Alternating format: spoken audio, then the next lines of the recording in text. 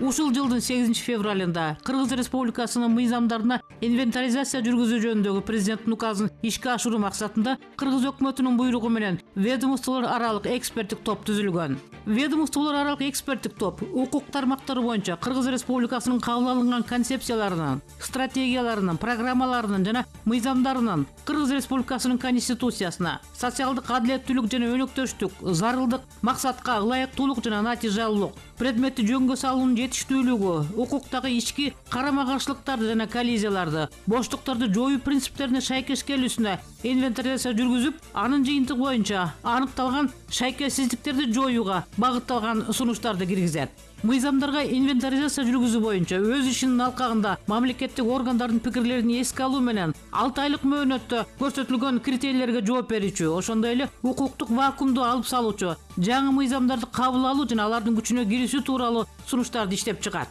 Ведомстволор аралык эксперттик топтун катчылыгы болуп, Кыргыз Республикасынын Юстиция министрлиги аныкталган.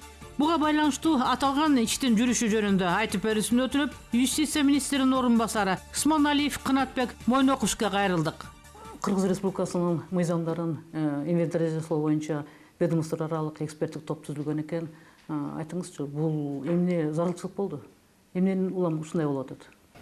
Баарыбызга белгилүү, мына 8 февралда биздин президентибиз бир жарыйга кол койгон. Анын мааниси бүт бизде болгон мыйзамдарга инвентаризация жүргүзүш керек болчу. Мына ушул указды аткарыш үчүн биздин өкмөтүбүз да распоряжение чыгарган. Ушул распоряжение боюнча 6 межведомственных экспертник топ түзүлгөн.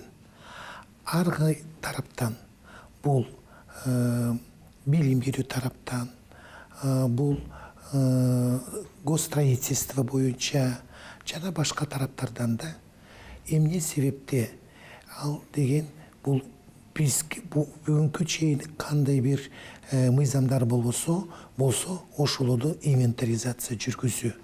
Буну кантип түшүнсөк болот? Мынакей эң биринчи бизде Кыргызстанда 2001 жылы инвентаризация жүргүзүлгөн. Анан 9 жылы инвентаризация менен ошолордун баарын карап чыгышкан. Мынакей казыр мезгил келди. 2021 жыл. Казыр болгон мыйзамды инвентаризация жүргүзүш керек. Мааниси эмнеде жатат? Биз билебиз, мына мен өзүм юрист болгондон кийин закондорду бири-бирин алсак, бири-бирине карама каршы. İçinde ушул мыйзамдын ичинде болот. Бирок бир мыйзамды экинчи мыйзам менен салыштырсак, ардеде ошо карама каршылар бар. Орусча айткандай коллизиялар бар. Орусча айткандай пробелдер бар. Мына ошону жокко чыгарыш үчүн мына бүгүнкү мезгилде инвентаризация биздин мамлекетте башталды. Мынакей эң биринчи ушу биринчи заседание 18 мартта ушу 2021 жылы өткүзүлгөн. Ошондо ар бир ушу тоопторго, мына 6 болгон топ, эксперттик тоопторго поручение берилген. Мына ар бириңер иштеп, ар бир өзүнүн тармагынын натыйжасын келтирип, эң акырында ушу закондорду, жаңы закондорду жазып бүтүп, мынакей ошону баарын чыгарышыбыз керек. Президенттин жаргында жазылып турат, инвентаризацияны 31 декабрдин ушу жылы бүтүрүш керек деп ушундай поручение берилгенде, казыр ушу топтор баардыгы иштеп жатышат. Жаңы эле референдум өттү. Эмне үчүн ушул жаңы конституцияны күтүп, андан кийин биротоло инвентаризация жүргөн жок? Анда деле баары бир мыйзамдардын баягы шайкештигин келишип жүрөт да. Сиз аябай туура айтасыз.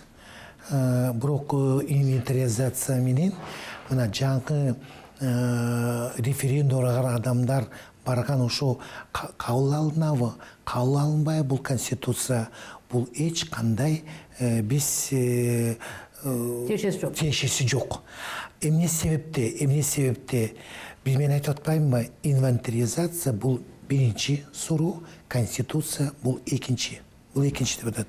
Мынакей конституция кабыл алса деле, конституцияны бул маселе койбосо деле инвентаризация жүргүзүлөт эле да. Мына ошон үчүн биз буга салыштырбайлы, бул өзүнчө кетет, Бирок инвентаризация эртең бүрсүгүнө бүтпөйт да. Инвентаризация 31 декабрдын 2021 жылга чейин болот. Жылдын аягына чейин барат. Жылдын аягына чейин барат. Ошон үчүн мынакей ошондо деле ушу конституцияга биз ушу мыйзамды жаткызышыбыз керек. Мыйзамдарды инвентаризациялоо деген эмне ушуну кенен айтып бериңизчи? Инвентаризация деп эмнени түшүнөбүз? Мындай алганда инвентаризация бул ревизия. Ревизия ар бир тармакта болот. Туурабы? Бирок биз ушу мыйзамды ревизия жүргүзүш керек. Эмне себепти ревизия жүргүзүш керек? Эмне үчүн инвентаризация жүргүзүш керек? Мынакей бу жерде 3 маселе бар. Биринчи, бул мыйзамдарда карама каршы нормалар бар. Ичинде, мынакей, мен мисалды келтирем. Бир законду алайлычы, билим берүү мыйзамды алайлы. Ушу мен түшүндүрөйүн деп атам. Ушунун ичинде эле ушу мыйзамда карама каршы нормалар деп түшүнсө болот. Мынакей. Бирок ушу мыйзамды алсак, бир мыйзамды алсак, мына карама каршы ушу мыйзамды экөөнө жатат. Мына эмне себептен инвентаризация жазылып жүргүзүлүп жатат. Экинчи эмне себепте пробелдер болот. Кандай пробелдер деп түшүнсө болот. Ичинде норма керек болуп атат, бирок жок. Мына ошону киргизиш керек болуп атат. А эмне үчүн пробел болуп атат? Биздин коом бир жерде турбайт. Ал астыга кадамга кошуп, астыга жылып кетип атат. Ошон үчүн мынакей ушу норманы ошол жака киргизиш керек. Ошону пробел деп коелу. Үчүнчү бул коллизия. Бири-бирине туш келбейт. Ошон үчүн мынакей биз айтып атабыз, инвентаризацияны жүргүзүш керек. Мынакей 2001 жыл, 20 жыл болду. Мына биз балдарды окутуп жатабыз. Балдарды окутуп атканда биз өзүбүз көрүп жатабыз. Балдар да, студенттер де көрүп жатышат. Кандай мыйзамда карама каршылар бар экен деп. Мына ушуну кандай деп айтсак, мына жыл сайын сиз жана айткандай ушу закондорго, ушу мыйзамдарга дополнение, изменение киргизип жатат да. Бул положениеден чыгыш деп мен айта албайм. Мына мен оюмча инвентаризация эң туура маселе, жүргүзүлүп аткан политика деп мен туура деп ойлоймун. Мына ушуну бүтүрүп алсак, Кудай буюрса, анан кийин мынакей биздин коом жаңы мыйзамдар менен, Кудай буюрса, жаңы конституция менен жашайбыз. Биз билгенде мисалы ар бир жаңы мыйзам кабыл алынарда, ал баягы кол коюлуп, бардык жактан эксперттик группадан өтөт. Ошол коюлуп, андан кийин анан мыйзам долбоору талкууланып, анан мыйзам кабыл алынчу эле. Эмне үчүн ошондо дагы баягы эксперттик топтор өздөрүнүн корутундусун, заключениясын бергенден кийин да ушундай карама каршылык келип чыгабы? Мынакей, мына биз айтып атабыз, мына жаңы мыйзамдар жазылат. Бирок основасы казыркы закондор алынат да. Анткени мезгилибиз мынакей 31 декабрь 2021 жыл деп атабыз. Мынакей основасына ушу мыйзамдарды алынат. Бирок ичинде мынакей биз айтып атпайлыбы, биздин коом бир жакта турбайт. Ал кадамга кадам кошулуп, астыга жылып жатпайбы? Ошон үчүн мыйзамдарда жаңы нормалар кириш керек. Мыйзамдарга жаңы нормалар кириш керек. Адамдын укугун коргоо, мына бизнесмендерди да айтып атпайлыбы? Ошо бизнесмендерди да коргоо, алардын иши астыга жылышы үчүн деп, мынакей ошол моменттер азыр эң негизги болуп атпайбы?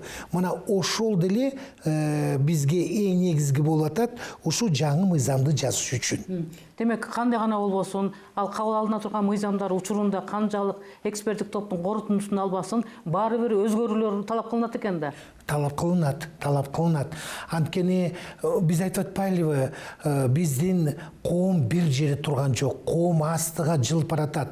Коом астыга жылып баргандан кийин мыйзамдын нормалары астыга жылып, ошонун ичиндеги баардык мааниси бүгүнкү күнгө барабар болуш керек. ведомство аралык эксперттик топ өздөрүнүн ишин кандайча мындай координациялайт? Мына мен айтып атпаймынбы, 6 межведомстволук эксперттик топ түзүлгөн. Бул менен жоктоп чыгара албайбыз. Мына ушул экспертный группага дагы подгруппа түзүлүп атат. Мына Минюска азыр кандидатуралар беришип атат. Мына ушу Минюс дагы подгруппаларды түзөт. Жумуш топтор бар. Жумуш топтор. Мына ошолор деле ушу жумушту алып кетет. Анан алып кеткенден кийин бүт эмне кандай мыйзамдар болсо, ошолор бардыгы бизге юстиция министрлигине түшүп, биз караштырып, анан кийин кандай механизм бар, ошол механизм менен акырын кетире беребиз. Бул аябай чоң жумуш экен да. Аябай чоң жумуш. Эгер мисалы мындай цифрага токтоло турган болсок, мындай сиз айтып атасыз 2001-жыл болгон экен. 2009, андан бери 11 жыл өтүп, ар бир 10 жылда бир инвентаризация жүрөт окшойт да, жылдардын эмесине карасак. Айтыңызчы, ушул кийинки 10 жылда канча мыйзам кабыл алынган? Бир маалымат барбы?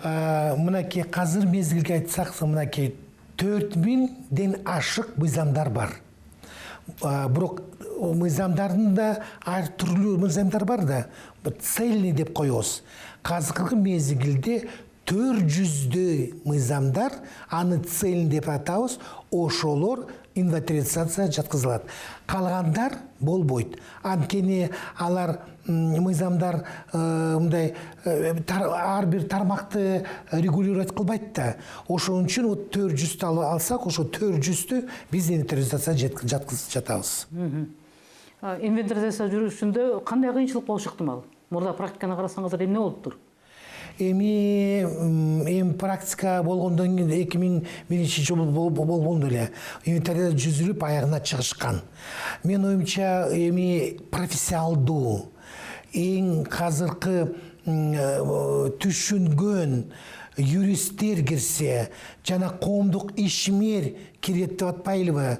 Генеральный прокуратуралдын мүчөлөрү кирет, жогорку соттун мүчөлөрү, независимый экспертный, неправительственный организациялардын мүчөлөрү баары кирип, мынакей ар бир түшүнгөн, ушу отрасльды түшүнгөн адамдар киргенден кийин, мен оюмча ушу тез эле 31-декабрде биз, мен оюмча, ушуну ишти бүтүрүшөбүз деп ойлоймун. Сиздер айтып атасыздар, мына биринчи заседание болуп өттү депчи. Биринчи заседаниеде уюштуруу иштери эле каралды да. Ооба, уюштуруу ишилер алып, ар бир ушу эксперт топко поручение берилген. Мен айтып атпаймынбы, жанагы билим берүү эксперттик группаны алайлы. Анын жетекчиси министр өзү болуп жатат. Мынакей ушу билим берүү, спорт жана башка тармак, билимге караган, министерствого караган тармактарды мынакей ушуларга бөлүнгөн мыйзамдар, ушулар бардыгы ушу бөлүнгөн мыйзамды карап чыгышат. Өздөрүнүн ана тиешелүүсү. Ооба. Сиз азыр кайсы мыйзамдарга инвентаризацияга жатат деген суроого жооп бердиңиз. Мындай ушуга кененирээк айтып коесузбу? Мисалы, тармактык деп атасыз. Азыр мындай мисал менен айтканда канча тармак бар? 6 тармак деп айттыңыз. Санап кетсеңиз ушу тармактарды. Эми тармактар ар кандай деп атпайлыбы? Бирок эң негизги алышыбыз керек. Бул деген билим берүү тармагы, спорт тармагы, бул туризм тармагы, госустройство тармагы, бул алып кетсек здравоохранение. Мына ушул тармактарды бүт карап чыгыш керек да. Мамлекетте кандай бир тармактар бар болсо, ошого караштуу мыйзамдарды барынча карап чыгыш керек. Бирок указда жазылып турат, нече закондор жана нече кодекстер инвентаризацияга жатпайт деп жазылып турат. Бул кайсыгы? Бул эң биринчи конституциондук мыйзамдар деп айтсак болот. Бул кодекстер, бул законы имеющие разовый характер, бир эле мындай караштуу деп айтабыз го, ошо инвентаризацияга жатпайт. Жанагы закон о наградах деп коелу, аларды инвентаризацияга жазылбайт. Мынакей ушул указда жазылып турат, кайсыгы мыйзамдар инвентаризацияга жатпайт. Мынакей нечесин мен сизге азыр айтып бердим. Биз мисалы айрым учурда закондорго, мыйзамдарга өзгөрүүлөр киргизилди. Баланчанчы пунктка баланда өзгөрүү кирди деп эле анан дагы ошого кошумча указды окуп калып атабыз да. Айтыңызчы, ошол өзгөрүүлөрдүн мисалы өзгөрүүлөр эң акыркы айылга жетиш үчүн эмне иштер жүргүзүлөт ошондочу? Эми мындайда азыр инвентаризация жүргүзүлүп жатып атканда жана өзгөрүүлөр жана орусча айтканда дополнениялар киргизилбейт. Буну айтсак болот, орусча айткандай совершенствование законодательства деп айтабыз. Анан жана сиз айткан өзгөрүүлөр киргизилет. Азыркы мезгилде бул изменениялар киргизилбейт. Эмне себепте? Анткени биз айтып атпайлыбы? Инвентаризация. Ар бир мыйзамды алып карашып чыгыш керек. Ар бир норманы карап чыгышыбыз керек. Ошондон кийин гана ушуну карап чыгыптан кийин анан кийин соответствующий органда берилет, соответствующий органдар топтор карап чыгат. Бирок эч кандай өзгөрүүлүк азыр мезгилде киргизилбейт. Бирок мен азыр айтып кетейин. Кайсы мыйзамга өзгөрүүлөр киргизет? Мына азыркы мезгилде. Мынаке кодексти айтпайлымбы? Мен жанатан бери кодексти айтпадымбы? Мына бизде кодекстер бар. Кодекске инвентаризация жүргүзүлбейт. Жок. Бирок 1 апрелде биздин президенти жарыгы дагы бир чыкты. Бул аты о создании совета по совершенствованию судебной и правоохранительной системы деп атабыз. Мынаке. Ушул жарыялда жазылып турат. Поручение берип атат президентибиз. Руководителю аппарата президента, биздин жетекчи аппараты президенттин жетекчисине берип атат. Топ түзүш керек. Ушул топ маселени карап чыгыш керек. Мына кодекстерге ушу өзгөрүү жана дополнение киргизилди деп. Мына ушуга бар өзгөчө указ. Бирок буну карасак, буну алсак, берде андай жок болот. Только инвентаризация. Айтыңызчы, эгер тигил же бир закон боюнча сот иштери болуп атса, же бир дагы бир талаш учурлар болуп атса, сиздер ошол кезде инвентаризация жүргүзүп атсаңыздар, ошол иштер токтоп турабы же жүрө береби? Жок. Биз айтып атпайлыбы, инвентаризация ушул жылдын аягына чейин жүргүзүлөт деп. Бул мыйзамдар иштей берет. Бул мыйзамдар иштей берет. Анан кийин бизде мына азыр юстиция министрлиги бир мыйзамды карап чыгышты да. Бунун аты о прекращении действий законов деп турат. Мынакей ошол азыр бизде жазылып чыкты. Биз биздин өкмөтүбүзгө бердик. Бул сайтта илинип турат. Ар бир адам, ар бир организация ушуну окуп, бизге юстиция министрлиги өзүнүн сунушун киргизсе болот. Азыркы мезгилде ушундай сунуштар бизге түшүп жатат. Ал сунуштар качан анан иргелип, качан ишке ашат? Бир айдын ичинде, мынакей бир айдын ичинде бул министр правительствонун өкмөттүн сайтында илинип турат. Бир айдын ичинде бүткөндөн кийин бизге берилет. Биз аны карап чыгабыз, макулдугуна макул берип, жогуна жокко чыгарып, анан кийин бул мыйзамда жазылып турат. Бул алгандан кийин 6 айдан кийин күчүнө кирет деп. 6 айдан кийин деп күчүнө кирет. Айтыңызчы, бул жерде кайсыл тармакта мыйзамдар көбүрөөк татаалыраак? Мына сиздер азыр колуңарга тийип анализ жасап атасыңар да. Эми мен оюмча азыркы мынакей ситуацияны алсак, баарыбыз эле айтып атпайлыбы, нече телевизордон көрүп атабыз, нече эшиктерде сүйлөшүп жатабыз.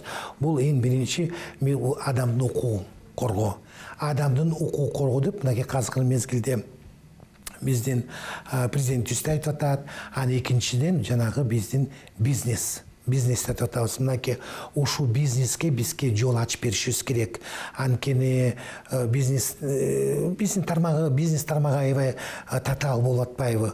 Ошого жол берип, ушул мыйзамдарга ушул жакшынакай норманы жазып, ушул биздин бизнесибиз астыга жылсын деп ушундай маселелерди азыр коюп атат. Ооба, бизнесмендер менен жолугушууда алар көп ушундай өздөрүнүн сунуштарын айтышпадыбы? Ушул бул мыйзам жок, тиги мыйзам жок, биз инвесторлорду тарта албай атабыз, биздин ишибизде жылбай атат, биз баягы салык топтоочу болгондон кийин ошол иштерибиз жакшы жүрбөй атат деп бир топ нааразычылыктарын айтышты. Ошол кезде да президент өзүнүн убадасын берди эле, биз ошол мыйзам актыларынын баардыгын сиздерге сунуш бериңиздер, ыңгайлаштырабыз деп.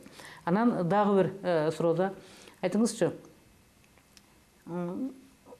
учурунда мыйзамдардын баары тең кабыл алынат. Айрыкча кабыл алынганда же кыргызча котормосунда ката кетип атат, же орусча котормосунда ката кетип атат.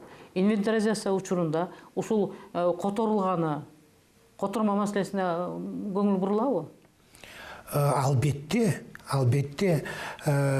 котормо ар бир мыйзам орусча жазылса кыргызчага которуш керек, кыргызча жазылса орусчага которуш керек. Эмне себепти? Анткени биз түшүнөбүз, биздин конституция эки тил жазылган.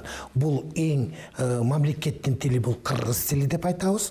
Эгерде орусча жазылып калса, анан кийин ошол нормада татаал болуп калса, биз анда кыргыз вариантын алышыбыз керек. Мынакей кыргыз государственный язык деп айтып атабыз, ошон үчүн кыргыз ошону эң основа ушу кыргыз тилин алабыз. Ошол мыйзам кыргызча жазылат. Ошол эксперттик инвентаризация учурунда ушул котормо жагы да каралабы? Ушу жумушчу группа барбы котормочулар же жокпу? Эми азыркы мезгилде андай группа түзүлгөн жок. Азыркы эң негизги ушул инвентаризация жүргүзүлүп, андан кийин жазылгандан кийин обязательно котормо болот. Мынакей конституцияны алычы, жаңы жазылган мынакей закон, биз конституция деп жаңы айта албайбыз. Мыйзам, Кыргыз Республиканын мыйзамы конституция боюнча деп айтып атабыз. Мынакей биздин суверенттик мамлекетибиз мына 25 жылдан ашты. Мынакей биздин конституциябыз орусча жазылган. Азыркы мезгилде мынакей ушул конституция кыргыз тилинде жазылган. Кыргыз тилинде жазылгандан кийин анан кийин орусча котормо болду. Биз ошол эгер эксперттик топто, жумушчу топтун арасында котормочулар да болсо деген ойдо, себеби айрым учурда орусчадан кыргызчага которулган мыйзам өзүнүн негизин, сущностун сактап калып аткандыр, бирок котормо учурунда кээде бир беренени 2 жолу окуп атып бараң, түшүнөсүң. Эмне деп айтайын деди эле депчи, анан аны алып туруп орусчасын карайсың. Орусчасын өкөн карасаң, кээде орусчасы көбүрөөк түшүнүктүүрөөк болот кыргызчасына караганда. Мен ошондон улам айтып атам да. Ушул эле инвентаризацияга эл аралык талаптар, эл аралык стандарттар кошо каралабы? Албетте, мынакей кандай бир закон жазылбасын. Мына азыркы конституцияны алайлы, мына депутаттар жана конституционный совещание жанагы проект закона Кыргызской республики конституция боюнча беришкен.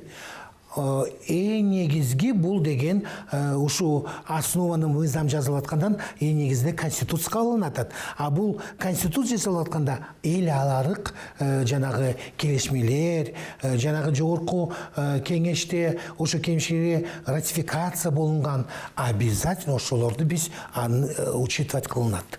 Биз баягы ООНдун мүчөсүбүз да, Бириккен Улуттар Уюмунун. Бириккен Улуттар Уюмунун мүчөсү болгондон кийин биз ошол жалпы эл аралык нормаларды аткарабыз, кабыл алабыз, жана өзүбүздүн мыйзамда колдонобуз деп милдеттенме алганбызды. Ошондон улам сурап атам да.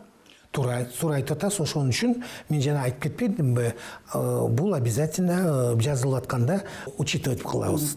Ошол экспертный комиссиянын арасында, ушул ведомстволор аралык комиссиянын арасында эл аралыктарды карай турган, эл аралык мыйзамдарга, стандарттарга жооп бере турганда топ барбы же өзүңүздөр эле карайсыздарбы? Жок, андай отдельный топ жок. Ушу ичинде эле кирип кетишет алар. Ошо ичине эле кирип кетишет, ошолорду бар чакырып кирилет. Мына эксперттик группа түзүлгөндөн кийин, подгруппа түзүлгөндөн алар кирип кетип, алар ошо өзүнүн суроолорун обязательно айтышат. Ошо нормалар жазылып атканда, закон мыйзамдар. Биз билесиңиз, азыр баары тең баягы электрондук вариантта да бардык мыйзамдардын электрондук варианты турат. Ошол нерселерди, мисалы, дал келбеге калган нерселерди таба турган дагы бир саналиптик ыкма барбы же сиз өзүңүздөр эле человеческий адамдык факторбу карап чыгасыздарбы? Эми мен оюмча саналиптик азыркы мезгилде жоктур деп ойлойм мен. Жок да эми мен жанатан бери айтып атпаймынбы, ушу топторго профессионалдуу адамдарды берет да, ошо профессионалдуу ошолор карап, мынакей мен деле билим берүү тармагында иштеп келбедим де, мен деле көрүп турам да кандай карама каршы бар ушул нормаларда, кандай ушул пробелдерди жокко чыгылыш керек, кандай коллизиялар бар деп ушул профессионалдуу адамдар келсе, ушул профессионалдуу адамдар бүт карап чыкса, мен оюмча бул достаточно болот деп ойлоймун да. Биз ушул юридика факультеттеринин мугалимдеринен угуп жүрөбүз, мыкты студенттерден угуп жүрөбүз. Биз азыр мына эле мыйзамды окуп атабыз, бирок бул мыйзамдын азыртан эле кайсы жерлери өздөрүнүн актуалдуулугун жоготкон. Ал тургай бул мыйзам баланча мыйзамга карама каршы келип атат деп. Ал тургай мугалимдердин өздөрү деле айтышпады эле, биз кайсы менен окутабыз депчи, кайсыны туура деп окутабыз. Кайсы нерсени экзамен алып, ошого сен туура жооп берип атасың деп жакшы баа коебуз деп. Менимче бул мыйзамдар инвентаризациядан кийин бул бардык юридикалык факультеттердин бардыгына таратылат, туурабы? Албетте. Албетте, юридикалык факультеттерде мугалимдер сабак бергенден кийин студенттер ошо билим алып жатышпайбы? Ошон үчүн мынакей биздин мугалимдер сабак бергенде, мынакей 22-жылы Кудай буйруса бул жаңы мыйзамдар кабыл алынса, мынакей биздин мугалимдер студенттерге жаңы мыйзам менен сабак беришет. Мына мен мисал келтирейин. Мынакей жаңы кодекстер кабыл алынып беле. Азыркы мынакей окуу процессинде биздин мугалимдер студенттерге ушул жаңы кодекс менен сабак берип жатышат. Сиз мына билим берүү тармагынан келдиңиз министерствого. Сиз ошол билим берип атканда ушундай карама каршылыктар же бири-бирине дал келбеген учурларда эмне деп түшүндүрчү элеңиз? Күтчү элеңиз ушул инвентаризация болот деп. Ооба. Мен мисал келтирейин. Мен өзүм жазык процесси укуктан сабак берчим. Анан ушул жазык процесс укукту алсак, кодексти алсак, арде норма жазылып турат. Медиация деген. Бул медиация жазык кодекс боюнча практикада применяться кылган жок. Ошон үчүн бул норманы кантип айтсак болот? Мертвая. Норма не работает, аны мертвый деп койсо болот. Эмне кылыш керек ошон үчүн бул законго жанагы. Бирок бир сабак бергенде ушундай чыкты, мына медиация, аны иштетиш керек болчу. А вот жаңы кодексте жазылбады, мынакей 5 кодекс алат, жазык блокту алсак, мынакей ошонун бири жазык процесс кодекси. А эми азыр ошо медиация киргизилди, бирок азыркы мезгилде ал иштейт. Мына ушундай жастык иштеп турган деп, мына жастык мына эми иштейт. Медиация эмне деген түшүнүк? Медиация деген эми жанагы адам кылмыш жазайт да, кылмыштын түрлөрү бар. Жана оор, жана жеңил кылмыштар бар. Мына жеңил кылмыш жазаса адам, анда медиация болот. Адам жанагы эки адамды примирение деп коет. Примирение дегенде ким жазайт ошо примирениени? Медиатор. Мына ушул медиаторга келип түшүндүрөт. Сенин укугуң, мынакей бул деген материальный ущерб будет возмещен деп медиация кылып, анан экөө примирение келишет. Табыштырат. Мынакей ушуну медиатор деп коет. А институттун аты медиация. Медиация институты келет. Коллизия юридикалык түшүнүктө эмне түшүнүк берет? Коллизия деген бул противоречие. Бири-бирине карама каршы коллизия. Ага жокко чыгарыш керек болуп атат коллизия. Андан кийинки суроо болуп атат. Мурдагы мыйзам актыларынын аракетин жокко чыгаруу, же болбосо тиги принцип гильотина деген экен. Бул аябай мындай өтө кескин маани эмеспи? Бул француз тилинен алынганда, француз тилинен гильотин деген. Гильотин деген эми мындай да француз башты жокко чыгармай. Прям ушундай эле жазылып турат. Баш кесүү деп мындай жазылып турат да. Эми буга жаткырсак, мынакей мыйзамдарды жокко чыгара атпайлы. Ошон үчүн принцип гильотины деп атабыз. Мыйзамдарды, мынакей мыйзамдарды, муну мыйзамды деп алайлы, ушул мыйзамды жокко чыгарыш керек болот. Мына ошон үчүн принцип гильотины деп атабыз. Ошон үчүн биз жанатан бери айтып атам, мынакей бизге ушул указда жазылып турат. 3 айдын ичинде мыйзамды жазып бергиле деп жазылып турат. 3 айдын ичинде кандай мыйзамдын атылышы орусча айтып коёюн. О прекращении действия законодательных актов деп турат. О прекращении действия законодательных актов. Мына 3 айга карабай, мынаке биздин министрлик бул законопроектти жазып, мынаке мен жанатан бери айттым, биздин өкмөтүбүздүн сайтына коюп койдук. Мынаке эл азыр окуп, карап, өзүнүн сунушун киргизсе, анан бизге түшөт. Мына ушулардын бардыгын ведомство аралык комиссия карап чыктыңыздар, эксперттик топ. Бардыгын ошол жокко чыгарыла турган мыйзамдардын өздөрүнүн бардыгын тиздиңиздер. Өзгөртүү кийиле турган, бири-бирине баягы шайкеш келе турган жерге алып келдиңиздер. Акыркы бул маселеге акыркы точканы ким коет? Ким кабыл алат анан? Жогорку кеңеш бизде 3 тармакы бар да, бийликтин 3 тармагы бар. Бул сот аткаруучу, исполнительный власть деп коебуз, жана законодательный жогорку кеңеш. Закон мыйзамдарды ким кабыл алат? Жазылгандан кийин мыйзамдан правительствого барат. Правительствонун лист согласования бүтүртүп, андан кийин жогорку кеңешке барат. Жогорку кеңеш арды комитеттерде карап, өзүнүн пленаркасына карап, баарын карап чыккандан кийин, туура келгенден кийин анан президентке келет, президент кол коюп берет. Мына анан кийин жаңы закондор менен иштейбиз. Мынаки коомдо ар кандай болуп атпайбы, керек беле, же керек эмес беле бул инвентаризация деп атпайлыбы. Мынаки мындай казыркы учурда мындай ар бирибиз мындай түшүндүрсөк, адам түшүнгөндөн кийин бул керек деп ойлойт деп мен өзүм пикирим ушундай да. Анткени биз элди эле карасак айтып атпайлыбы, мынаки бул мыйзам мындай экен, бул мыйзам мындай экен, бул мыйзам мындай экен, бул мыйзам карама каршы, буну жокко чыгарбайбы мындай деп. Көрдүңүзбү? Мына ушу мен азыркы мезгилде айткым келет. Мына эң ушу мыйзам, ушу жарыя аябай туура болду деп мен эсептеймин. Инвентаризация жүргүзүлгөн эң туура деп эсептеймин. Мен оюмча ушул биздин элибиз ушу принцип гильотинаны пользоваться кылып, мынакей жаңы закондор менен мынакей 22-жылы жашап кетсек эң жакшы болот деп ойлоймун. Кыргыз Республикасынын мыйзамдарын инвентаризациялоо боюнча баягы ведомство аралык эксперттик комиссиянын ишин, милдетин түшүндүк окшойт. Айтыңызчы, ушул иштердин аркасында бул баягы эле мамлекеттик мыйзамдарды тартипке салуу деген сөз турат. Ушул элеби? Тартипке салыш керек. Тартипке салыш керек. Кантип салыш керек ушу тартипке деп атпайлыбы? Тартипке салыш үчүн мынакей ушу мыйзамдын ичиндеги нормалар бири-бирине карама каршы болбош керек. Бири-бирине противоречие болбош керек деп мынакей ошонун мааниси биз баарыбыз түшүнүшүбүз керек да. Мына ушуну тартипке салыш деп биз ушундай түшүнөбүз. Рахмат. Маегиңизге чоң рахмат.